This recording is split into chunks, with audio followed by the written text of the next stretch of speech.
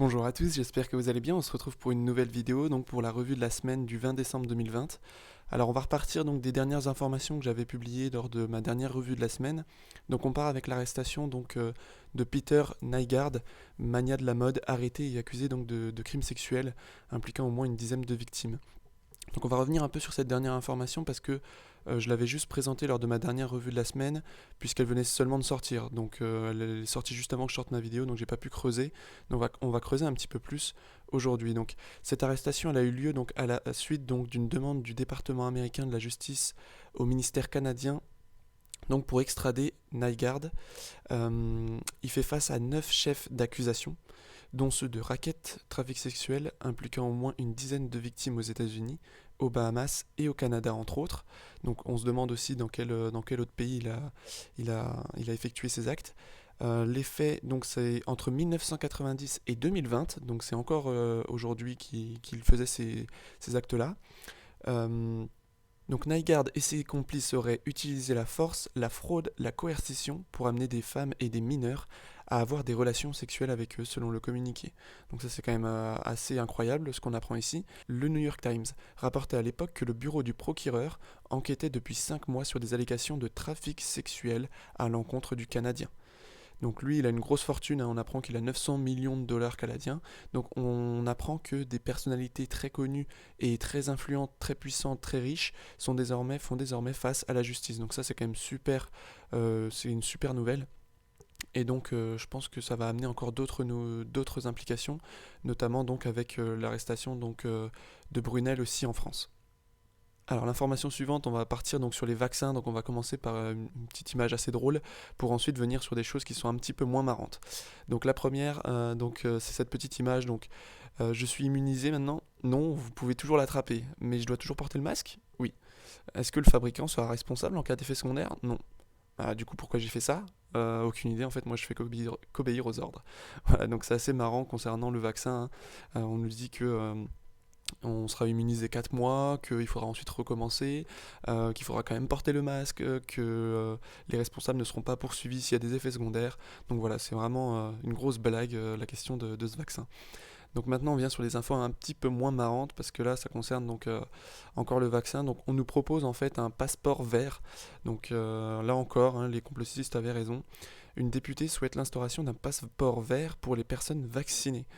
Donc son discours fait écho à celui du député macroniste de l'Hérault. Le 8 décembre, il déclarait sur CNews: Ceux qui ne veulent pas se faire vacciner, ça ne me dérange pas. Par contre, ils devront assumer le fait de ne pas être dans l'espace public. On ne va pas obliger les gens, c'est cela qu'il faut trouver comme solution. Donc en fait, les Français ne seront pas obligés de se faire vacciner, mais ils y seront contraints socialement pour exister. Donc c'est quand même assez incroyable. Voilà, Emmanuel Macron avait promis que le vaccin ne serait pas obligatoire. Et donc maintenant ils contraignent. En gros, leur définition d'un vaccin non obligatoire, c'est vous n'êtes pas obligé. Cependant, si vous voulez aller au restaurant, au cinéma, au bar, vivre votre vie, et bien en gros, ça, il va falloir le faire avec le vaccin. Donc on n'est pas obligé, mais on est obligé quand même. Et puis on imagine en plus que l'étape suivante, ce serait donc l'école, les entreprises, pour progressivement en fait l'imposer d'une manière implicite. Donc il va falloir vraiment se battre contre ça.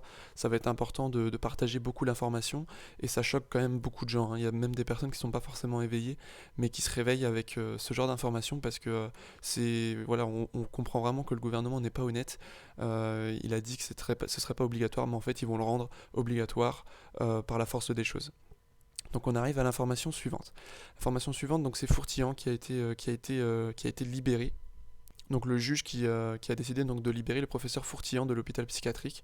Donc pour ceux qui ne savaient pas, ce professeur-là est passé dans le documentaire Hold Up. Donc on essaye encore une fois de faire taire des personnes qui passent dans des documentaires qui dérangent.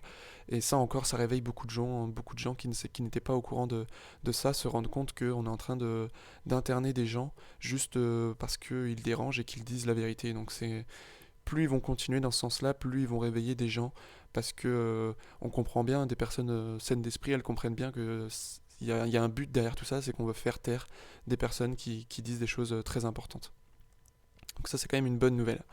Alors l'autre nouvelle, donc c'est le professeur Perron. Donc le professeur Perron qui est démis de sa chefferie de service. Donc voilà, la chasse aux sorcières qui s'intensifie. Donc ça c'est François qui publie ça. Le professeur Perron qui dit qu'il est surpris d'être attaqué sur des propos publics qui n'enfreignent absolument pas le code de la déontologie médicale. Donc je ne comprends pas cette atteinte à la liberté d'expression. Que les malades soient rassurés, je compte continuer d'exercer afin de soigner les malades, c'est ma préoccupation première. Donc voilà, le professeur Perron qui est vraiment très courageux et qui va continuer à se battre. Donc franchement, n'hésitez pas à le soutenir, à lui envoyer des messages sympas, des choses comme ça, essayer de le soutenir. C'est vraiment important que des personnalités comme ça continuent de dire la vérité tout simplement. Donc en plus de ça, donc le professeur Perron va porter plainte, il a contre-attaqué, hein. Il l'a dit sur le plateau du défi de la vérité, il a contre-attaqué, il a lancé une plainte, puisqu'en fait cette attaque est totalement injustifiée, hein. Il est reproché au professeur Perron des propos publics, et les motifs sont vraiment contestables, donc il va déposer des recours et des plaintes auprès du tribunal administratif de Paris, donc son avocat qui est en première ligne donc pour défendre le professeur Perron. Et je pense que c'est vraiment important que tous les soldats numériques partagent un maximum les informations concernant le professeur Perron parce que c'est quelqu'un qui a pris position, qui a assumé ses convictions et n'a pas hésité aussi à répondre à toutes les questions, à toutes les demandes dans les documentaires qui ont été faits, hold-up, maltraités, etc. C'est important de le soutenir et de partager toutes les informations qui vont découler de ces affaires-là pour mettre de la pression et pour tout simplement informer un maximum de gens de ce qui se passe. Alors l'information suivante, donc c'est Macron qui est testé positif au coronavirus. Donc à l'heure actuelle, il y a deux lectures possibles. Pour le moment, j'en vois deux, hein. Il pourrait peut-être y en avoir encore plus dans les prochaines heures, mais en tout cas, pour le moment, je vois deux lectures possibles. Et je ne peux pas vous affirmer que l'une ou l'autre est exacte, puisqu'on est encore plutôt sur des suppositions, sur des hypothèses que sur des éléments factuels. Donc je vais vous présenter les deux lectures possibles. Et puis vous ferez votre propre opinion concernant celle à laquelle vous adhérez le plus. Et peut-être même que d'ici les prochains jours et les prochaines heures, il y aura peut-être d'autres lectures qui seront possibles et que ces deux-là seront peut-être mises de côté. Donc la première, la première explication qu'on pourrait donner, ce serait que Macron a monté tout ça, comme a pu le faire Donald Trump à l'époque pour vanter les mérites de certains médicaments. Macron aurait pu monter ça, hein, il a clairement les capacités de le faire, pour pousser à l'idée du vaccin. On sait que en termes de timing, on sait que le vaccin arrive, et donc le fait qu'il attrape le coronavirus pourrait ensuite montrer que en se vaccinant, eh bien, ça s'arrange et montrer les effets miraculeux des vaccins pour pouvoir ensuite l'imposer à la population. Ça pourrait être une stratégie de la part de Macron. Donc à voir si c'est cette hypothèse-là qui est retenue. Si c'est celle-là, je vous montre cette petite image donc de Raoult et de Macron avec Raoult qui lui dit tu cherches de la chloro, frère. Donc à Marseille. Une petite image sympa pour déteindre un peu l'atmosphère. Alors la deuxième lecture possible, et c'est celle qui est présentée par plusieurs soldats digitaux, donc c'est que Macron serait en quarantaine forcée avec pour motif Covid. Donc le motif Covid qui marche vraiment bien, on pourrait le mettre à l'écart, le mettre en quarantaine.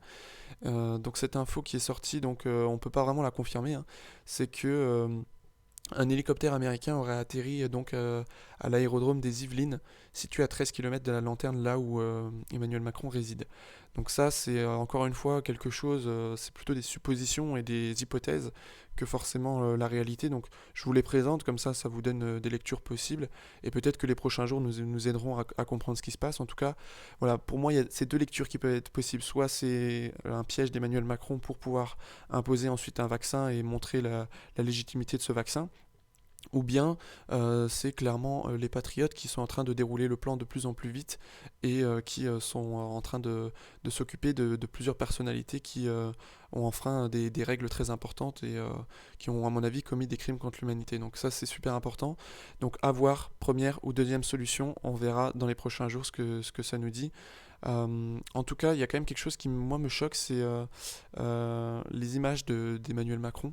Alors on pourrait remettre ça avec la première solution, c'est-à-dire que Macron met en scène tout ça, et que du coup, dans ces images et dans les images qu'il renvoie à la population, il essaye de se mettre très fatigué, etc. Mais c'est vrai que quand on compare son visage avec des images d'avant, on se rend compte quand même que son visage est très fatigué et enfin, il a quand même pas l'air dans un bon état. Donc à voir si c'est le Covid ou si c'est qu'il est au courant que la fin du jeu est arrivée pour lui. À voir en tout cas ce qui va se passer dans les prochains jours. Et la dernière information que je peux vous donner, c'est que il y a un timing dans tout ça qui est assez intéressant. Donc soit c'est le timing du vaccin, soit c'est le timing des patriotes.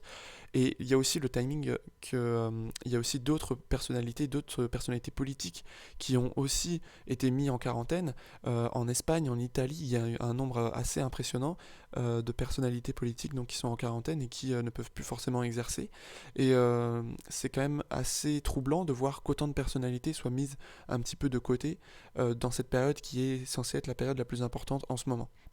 Donc voilà, je veux pas trop m'avancer parce que c'est quand même très difficile aujourd'hui, on est dans une guerre de l'information, de savoir dans quelle ligne on se situe. Mais en tout cas, je voulais vous présenter ces deux solutions-là, il y en a peut-être d'autres, et n'hésitez pas aussi à mettre dans les commentaires si vous avez d'autres solutions ou bien vers laquelle vous attachez le plus.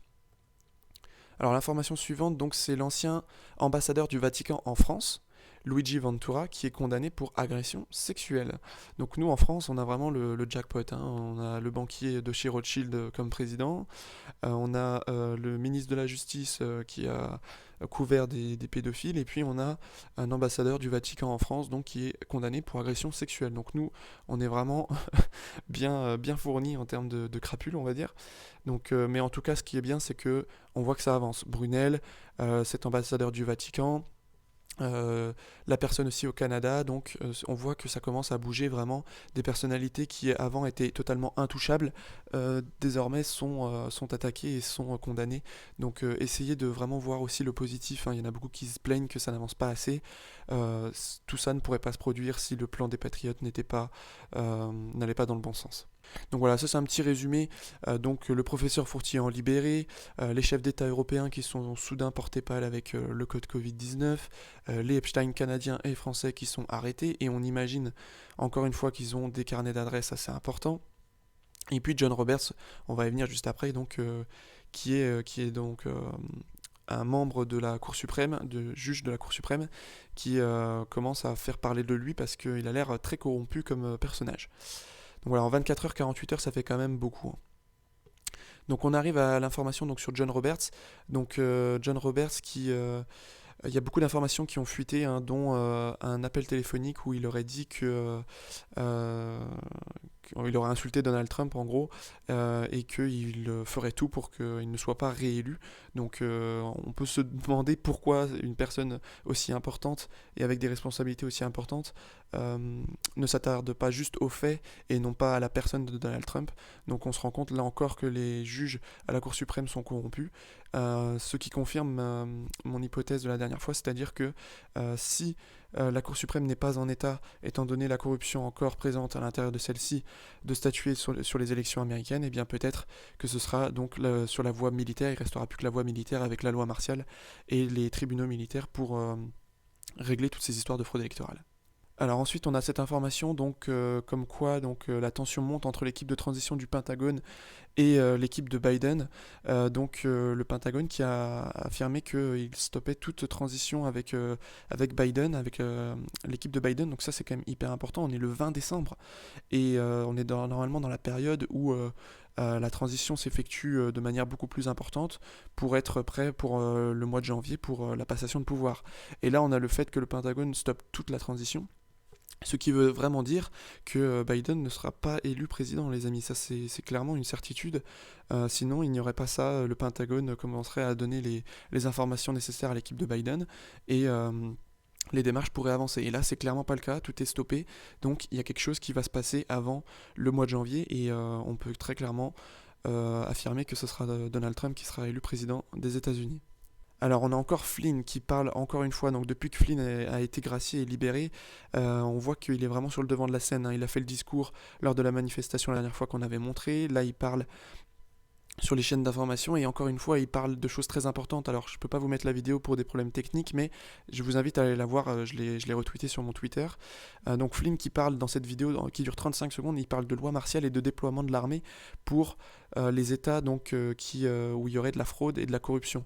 Donc là encore une fois Flynn nous parle de loi martiale et de déploiement de l'armée, tout comme l'avocat Linwood nous en a déjà parlé, tout comme le député donc en Virginie. Enfin je veux dire, il y a quand même beaucoup de personnalités qui en parlent. Donald Trump a tweeté concernant la loi martiale en disant que c'était une fausse information, mais en tout cas il a déjà tweeté en parlant de loi martiale. Dans son tweet, il parle de loi martiale et il dit que ce serait une fausse information comme quoi la loi martiale serait mise en place. Mais en tout cas, il commence déjà à en parler. Et le fait d'en parler peut aussi commencer à préparer l'opinion publique de manière plus importante. On se rend compte que on y va progressivement. On a eu des personnalités de plus en plus connues qui en ont parlé, et là jusqu'à Michael Flynn, et maintenant Donald Trump. Donc, à voir concernant la suite, mais il est quand même très probable que ce soit mis en place avec la loi martiale et le déploiement de l'armée, qui pourrait être mis en place aux États-Unis. Alors maintenant, je voulais vous partager cette petite réflexion, hein. C'est juste une réflexion, c'est pas une affirmation, mais le tweet de Donald Trump du 18 décembre, donc qui réagit au fait que beaucoup de leaders européens se sont mis en quarantaine.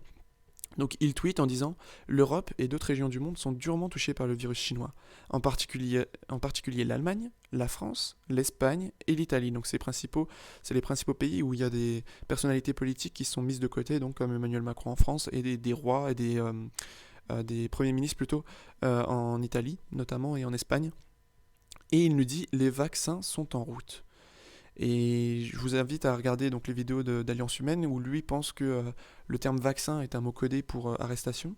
Si on remplace le mot vaccin et qu'on met les arrestations sont en route, ou bien les troupes sont en route, ou bien l'armée est en route, les soldats sont en route, eh bien ça prendrait quand même beaucoup plus de sens que cette phrase-là. Si on remplace le mot vaccin, ça prend quand même plus de sens que prévu. Donc à voir si c'est vraiment ça, mais on se rend compte, on sait déjà que dans toute guerre, et là on vit actuellement une guerre, dans toute guerre il y a des messages codés, comme il y en a pu en avoir avec la résistance en France pendant la Seconde Guerre mondiale, et bien dans toutes les guerres il y a toujours eu des messages codés, et il est vraiment très probable que les vaccins soient un message codé pour donner le signe des arrestations, parce que, encore une fois, le timing est impressionnant et le nombre de personnes touchées est impressionnant.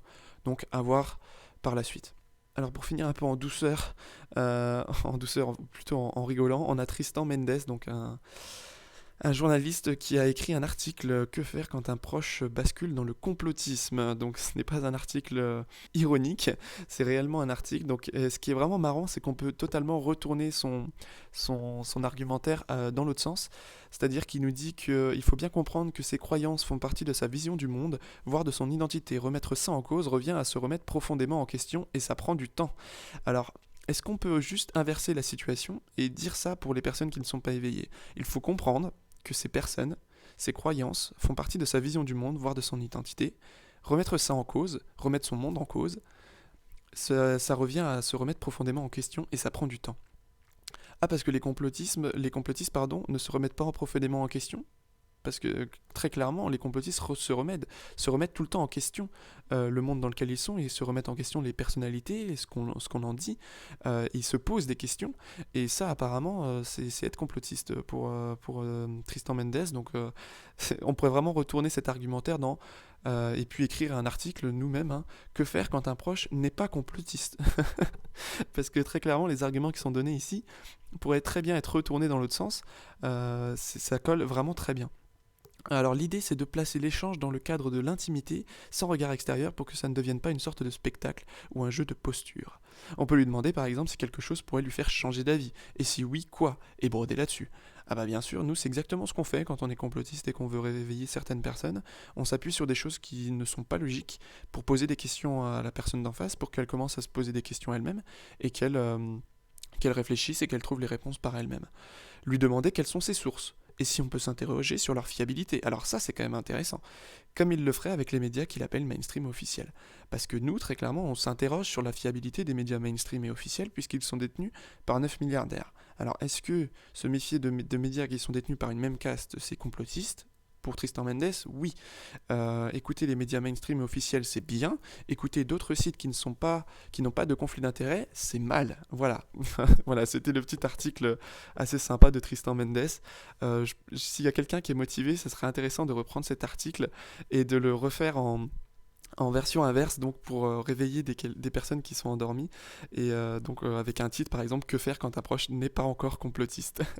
Donc voilà, si quelqu'un est motivé, ça peut être vraiment sympa, et vous pouvez me l'envoyer, je le partagerai avec plaisir, ça pourrait être vraiment, vraiment cool. Donc voilà, je pense que cette revue de la semaine se termine. Donc il y a à la fois des informations positives et des informations un peu plus négatives. Il faut faire le tri, et je pense vraiment que les prochains jours vont être assez décisifs, donc soyez bien réveiller et regarder vraiment tout ce qui va sortir donc sur les réseaux. Alors moi je serai un petit peu moins présent ces prochains jours étant donné que voilà c'est les fêtes de fin d'année donc ça va être un peu plus compliqué pour moi. Je risque de pas faire de vidéo avant Noël à mon avis, même si s'il se passe vraiment quelque chose d'important, je pense que je referai une vidéo d'ici là. Il faudrait vraiment qu'il y ait des grosses infos pour que je refasse une vidéo, sinon on se donne rendez-vous après Noël. En attendant, je vous souhaite vraiment de passer de bonnes fêtes et de bonnes fêtes de fin d'année, un joyeux Noël et une très belle année 2021 si des fois on se revoit pas d'ici là. Et puis voilà, je vous donne beaucoup de... Et je vous remercie encore pour le nombre de vues et le nombre d'abonnés qui augmentent constamment. Et puis je vous dis à la prochaine. Allez, bonne fête à tous, à bientôt.